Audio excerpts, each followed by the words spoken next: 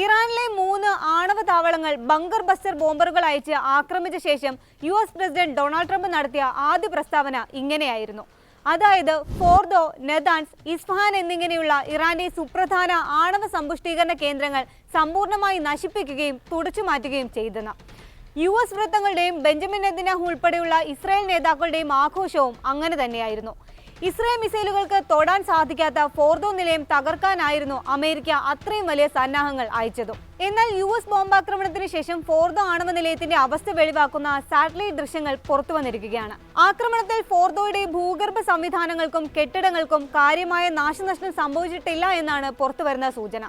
ആക്രമണത്തിന് വളരെ മുൻപ് തന്നെ സമ്പുഷ്ടീകരിക്കപ്പെട്ട യുറേനിയം മറ്റൊരു രഹസ്യ സ്ഥലത്തേക്ക് മാറ്റിയെന്നും നേരത്തെ റിപ്പോർട്ടുകൾ ഉണ്ടായിരുന്നു. വാർത്ത വിശദമായി പരിശോധിക്കാം.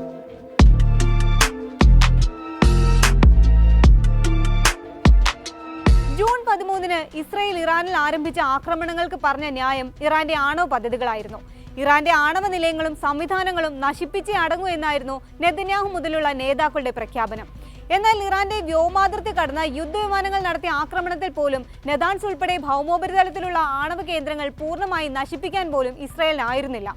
ഫോർദോ ലക്ഷ്യമാക്കി പലതവണ മിസൈലുകൾ അയച്ചിട്ടും നിലയത്തിന് പോറലേൽപ്പിക്കാൻ പോലും ആയില്ല. മറുവശത്ത് ഇറാൻ ഇസ്രായേലിന്റെ തന്ത്രപ്രധാന കേന്ദ്രങ്ങൾ ലക്ഷ്യമാക്കി ശക്തമായ പ്രത്യാക്രമണവും ആരംഭിച്ചു. അയൺഡോം, ആരോ, താഡ് ഉൾപ്പെടെയുള്ള എയർ ഡിഫൻസ് സന്നാഹങ്ങളെയെല്ലാം ഭേദിച്ച് പല മിസൈലുകളും ഇസ്രായേലിൽ വൻ നാശം വിതച്ചു. ഇസ്രായേലിന്റെ ആയുധ സാമഗ്രികളും പ്രതിരോധ സന്നാഹങ്ങളും തീരുകയാണെന്ന റിപ്പോർട്ടുകളും വന്നു. ഇതേ സമയത്താണ് US നേരിട്ട് ഇടപെടണമെന്ന അപേക്ഷയുമായി ഇസ്രായേൽ നേതാക്കൾ രംഗത്തെത്തുന്നത്. അമേരിക്ക ഇറങ്ങിയില്ല എങ്കിൽ ഇറാനെ പിടിച്ചുകെട്ടാനാകില്ലെന്നും അവരുടെ ആണവ പദ്ധതികൾ അവസാനിപ്പിക്കാനാകില്ലെന്നുമായിരുന്നു നെതന്യാഹു ഉൾപ്പെടെയുള്ളവർ ചൂണ്ടിക്കാട്ടിയത്. മണിക്കൂറുകൾക്കകം ഇടപെടണമെന്ന് അപേക്ഷിച്ചെങ്കിലും ആദ്യം US മടിച്ചു. ഇറാനെ ആക്രമിക്കാൻ തത്വത്തിൽ തീരുമാനിച്ചെങ്കിലും 2 ആഴ്ചയ്ക്ക് ശേഷമേ നടപടിയിലേക്ക് കടക്കൂ എന്നായിരുന്നു ട്രംപ് വ്യക്തമാക്കിയത്. എന്നാൽ ഇറാൻ ആക്രമണം കടുപ്പിച്ചതോടെ ശക്തമായ ഇസ്രായേൽ സമ്മർദ്ദത്തിൽ പെട്ടെന്ന് തന്നെ സൈനിക നടപടിയിലേക്ക് കടക്കുകയായിരുന്നു US. ഇറാന്റെ ആണവ പദ്ധതികളെ തകർക്കാനുള്ള USന്റെ ശ്രമമായാണ് ഈ സൈനിക നീക്കം വിലയിരുത്തപ്പെടുന്നത്. ജൂൺ 13 മുതൽ ഇസ്രായേൽ ഇറാന്റെ ആണവ സൈനിക കേന്ദ്രങ്ങൾക്കെതിരെ ആക്രമണം ആരംഭിച്ചിരുന്നു. ഇറാൻ ആണവായുധം വികസിപ്പിക്കുന്നതിന് തൊട്ടടുത്താണെന്ന ഇസ്രായേലിന്റെ മുന്നറിയിപ്പിനെ തുടർന്നാണ് US ഇടപെട്ടത്.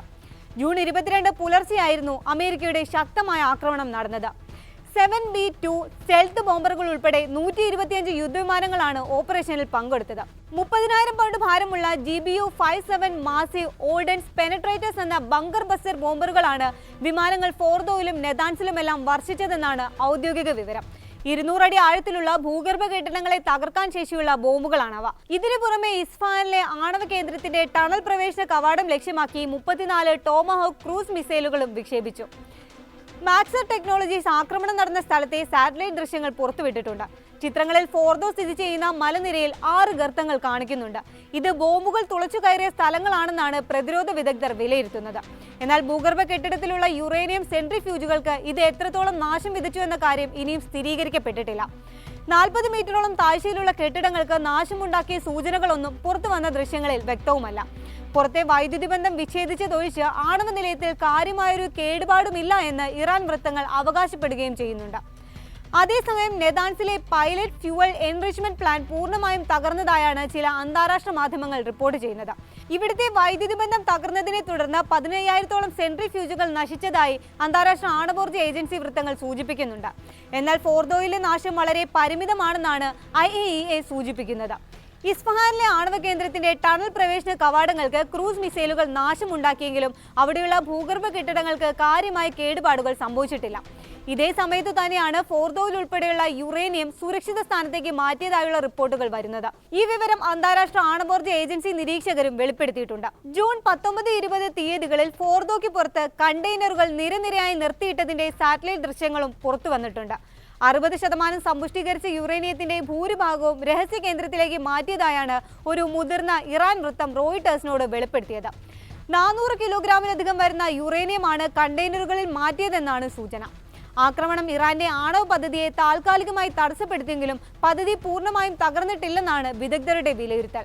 നെതാൻസിൽ വലിയ നാശമുണ്ടായെങ്കിലും വൻ സന്നാഹങ്ങളുമായി അമേരിക്ക എത്തിയിട്ടും ആണവ പദ്ധതികളുടെ നട്ടലൊടിക്കാനായില്ല. ഭാവിയിൽ ഇറാൻ ആണവായുധങ്ങൾ തന്നെ വികസിപ്പിക്കാനുള്ള സാധ്യതകളാണ് US ആക്രമണത്തിലൂടെ ഉരുത്തിരിഞ്ഞിരിക്കുന്നതെന്നും നിരീക്ഷകർ വിലയിരുത്തുന്നുണ്ട്. മുൻ റഷ്യൻ പ്രസിഡന്റും റഷ്യൻ സെക്യൂരിറ്റി കൗൺസിൽ ഡെപ്യൂട്ടി ചെയർമാനുമായ ദിമിത്രി മെദ്വദേവ് ഇതിനകം തന്നെ അക്കാര്യം വ്യക്തമാക്കുകയും ചെയ്തു കഴിഞ്ഞു.